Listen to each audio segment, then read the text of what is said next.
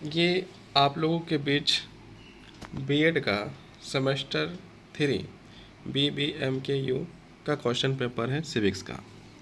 यहाँ पर देखिए सिविक्स का ये क्वेश्चन पेपर है सिविक्स का। सेमेस्टर जो है 3 का है। सेमेस्टर 3 का जो है क्वेश्चन पेपर है BBMKU का। BBMKU का जो है कि ये विनोद बिहारी का जो है कि क्वेश्चन पेपर यूनिवर्सिटी का जो है ये सिविक्स का है। यहाँ पर देखिए इसको ध्यानपूर्वक, जैसे कि सब लोग जानते हैं क्वेश्चन रिपीट होता है। तो ये आप लोगों के लिए जो है कि जब आप लोगों का सेमेस्टर 3 का परीक्षा चलेगा बीएड का, उस समय हो सकता है तो इसका प्रयोग देखने के लिए और समझने के लिए कर सकते हैं। पहले यहाँ पर देखिए अनिवार्य क्वेश्चन जो है सवाल होते हैं। तो यहाँ पर 1 नंबर में लिखा हुआ है आंसर ऑल क्वेश्चन, सभी प्रश्नों का उत्तर दें। उसके बाद यहाँ पर आपका जो प्रश्न शुरू हो जाते हैं। प्रश्न शुरू होते हैं जिसमें से पहला लिखा हुआ है नागरिक शास्त्र शब्द की उत्पत्ति किस भाषा से हुई है। यदि यहाँ से देखा जाए तो नागरिक शास्त्र की किस भाषा से उत्पत्ति हुई है, तो हुई है लैटिन भाषा से।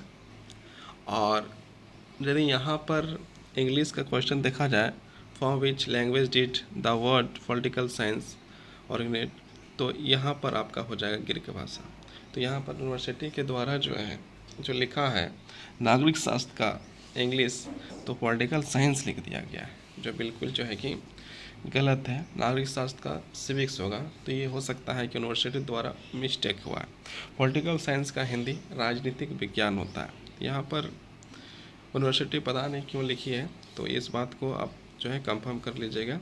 तो नागरिक शास्त्र की उत्पत्ति की बात यदि किया जाए तो यहाँ पर जो है लैटिन भाषा कहीं नहीं है, तो इसका आंसर लैटिन भाषा होगा, लेकिन लैटिन भाषा है कहीं नहीं, तो यहाँ इनमें से कोई नहीं होना चाहिए। और यदि यहाँ पर इंग्लिश वाला क्वेश्चन से बात करें, from which language did the word political science originate, तो इसका आंसर हो जाएगा ग्रीक भाषा। तो यहाँ पर अपने अनुसार इस भाषा को चुनिए कि कौन सा भाषा में जो है पॉलिटिकल साइंस का आंसर देना है या नागरिक शास्त्र का आंसर देना है। यहाँ पर जो यूनिवर्सिटी का जो है ये गलती है, तो हो सकता है सबको जो है कि नंबर इसका मिलेगा। यूनिवर्सिटी गलती होने के कारण सबका नंबर यहाँ पर मिल सकता है। अब आगे हम लोग देखते हैं, आगे नेक्स्ट क्वेश्चन जब हम लोग देखते हैं तो यहाँ पर हम लोग देखते हैं ऐसे इस क्वेश्चन को जो है हम लोग के द्वारा जो है ईमेल किया जाएगा। ईमेल करके पूछा जाएगा कि इसका सही आंसर क्या है। यूनिवर्सिटी को ईमेल किया जाएगा कि इस क्वेश्चन का जो है सही आंसर क्या है। तो इसका जो आंसर खुद यूनिवर्सिटी बताएगी क्या इसका आंसर सही क्या है, ईमेल के द्वारा पूछा जाएगा। लेकिन अभी फ़िलहाल तो यहाँ पर देखा जाए तो यहाँ पर क्वेश्चन वही लिखा हुआ है नागरिक शास्त्र शब्द की उत्पत्ति किस भाषा से हुई है, तो लैटिन भाषा जो है कि आप किताबों में पढ़िएगा तो लैटिन भाषा लिखा हुआ है। इसके अनुसार यदि आंसर होगा इनमें से कोई नहीं। और यदि पॉलिटिकल साइंस के बारे में बात किया जाए तो इसका आंसर होगा ग्रीक भाषा, है ना। उसका जो है कि पॉलिटिकल साइंस का मतलब होता है राजनीतिक शास्त्र और नागरिक शास्त्र का मतलब होता है सिविक्स। तो ये जो है यूनिवर्सिटी की गलती है या नहीं है, यूनिवर्सिटी ही तय करेगी, क्या की गलती भी वही तय करती है। अब आगे देखिए, संविधान की प्रस्तावना में पंथ निरपेक्ष शब्द जोड़ा गया है। तो यहाँ पर पूछा गया है संविधान के द्वारा प्रस्तावना में जो है वो पंथ निरपेक्ष शब्द जो है कि 3 शब्द जो जोड़ा गया था, उसमें से एक जो है पंथ निरपेक्ष भी था। तो पंथ निरपेक्ष जो है कब जोड़ा गया था, तो 42वें संविधान संशोधन में जो है इसको ऐड किया गया था। प्रस्तावना में जो है कि इसका, है ना, प्रीमियल में जो है कि इसको ऐड करने का काम किया गया था। तो उसमें जो है कि 42वां संविधान संशोधन में ऐड किया गया था। यहाँ 2 नंबर का जो है बी नंबर का क्वेश्चन है, संविधान की प्रस्तावना में पंथ निरपेक्ष शब्द को जोड़ा गया था। तो कब जोड़ा गया था, 42वें संविधान संशोधन में जोड़ा गया था। इसके बाद तीसरा क्वेश्चन जो सी नंबर का है ना, डेमोक्रेसी लोकतंत्र का अर्थ क्या है, डेमोक्रेसी का अर्थ क्या है ना। तो यहाँ पर आपका इसका आंसर यदि देखा जाए तो इसका आंसर जो है कि यहाँ पर पूछ रहा है लोकतंत्र का अर्थ क्या है। तो हम लोग जानते हैं, हम लोग जो है कि यहाँ तक भी जानते हैं कि अमेरिका के एक राष्ट्रपति हुआ था जिन्होंने एक बहुत अच्छा जो है कि बहुत ही अच्छा बात कहते हैं, जिसका नाम था, क्या नाम था, आप लोग कमेंट बॉक्स में लिखें। इसका आंसर ऐसे हो जाएगा जनता का शासन। यहाँ पर जो उन्होंने एक परिभाषा दिया था लोगों का, लोगों के लिए, लोगों के द्वारा किया गया शासन क्या है।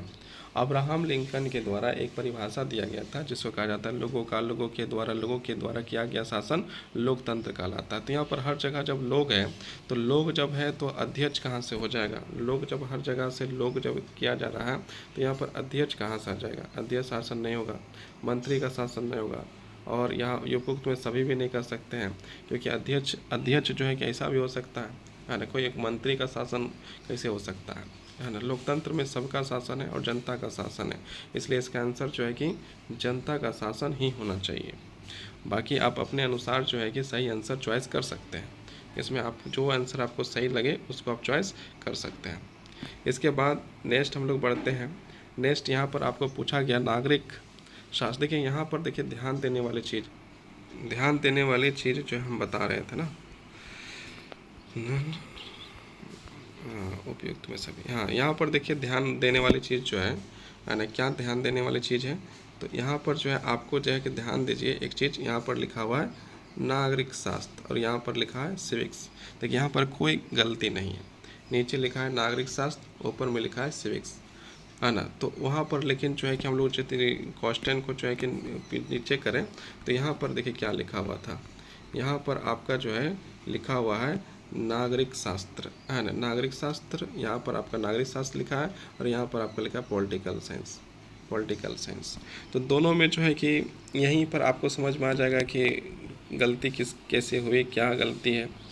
उस खैर छोड़िए, क्वेश्चन नंबर सी को देखते हैं। लोकतंत्र का अर्थ है, लोकतंत्र का अर्थ क्या है, तो लोकतंत्र का अर्थ जो है आपका जो है जनता का शासन कहलाएगा, जनता का शासन कहलाएगा। इसके बाद नेक्स्ट क्वेश्चन है नागरिक शास्त्र शिक्षण होना चाहिए, मतलब नागरिक शास्त्र का जो शिक्षण है एजुकेशन तो वो कैसा होना चाहिए, या सिविक्स एजुकेशन शुड बी, तो कैसा होना चाहिए, या आपका जो है कि टीचर सेंटर्ड होना चाहिए, मतलब क्या है शिक्षक केंद्रित होना चाहिए, या फिर आपका जो है कि आपका जो है पाठ केंद्रित होना चाहिए, या फिर जो है कि आपका पाठ्यक्रम केंद्रित होना चाहिए, या शोध केंद्रित होना चाहिए, या छात्र केंद्रित होना चाहिए, ये सारे चीज़ जो है होना चाहिए।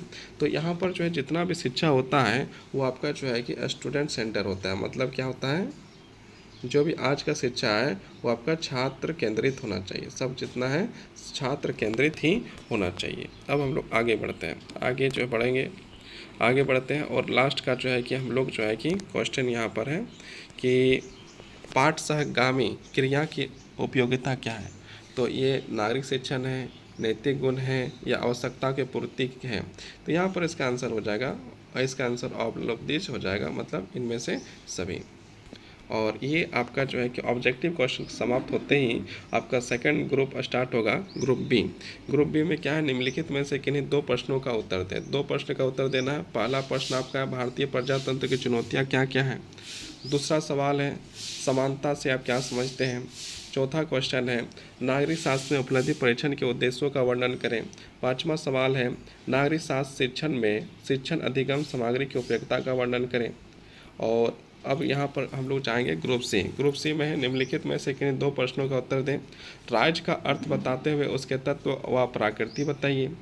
7 वाला में पूछा गया है पाठ्यक्रम सामाजिक क्रिया का राजनीतिक शिक्षण, राजनीति छात्र शिक्षण क्या महत्व है, व्याख्या करें। इसके बाद नागरिक शास्त्र का विषय में वर्ग 9 के किसी भी प्रकरण के पाठ योजना का निर्माण करें। और लास्ट क्वेश्चन हो जाता है न्याय, स्वतंत्रता, धर्मनिरपेक्षता का विस्तार से वर्णन करें। ये आपके जो है कि बीएड सेमेस्टर 3 का क्वेश्चन पेपर था जो आप लोगों ने यहाँ पर देखा। बहुत बहुत धन्यवाद। आप इसका उपयोग करें समझने में और परीक्षा देने में। बहुत बहुत धन्यवाद, बहुत बहुत आभार।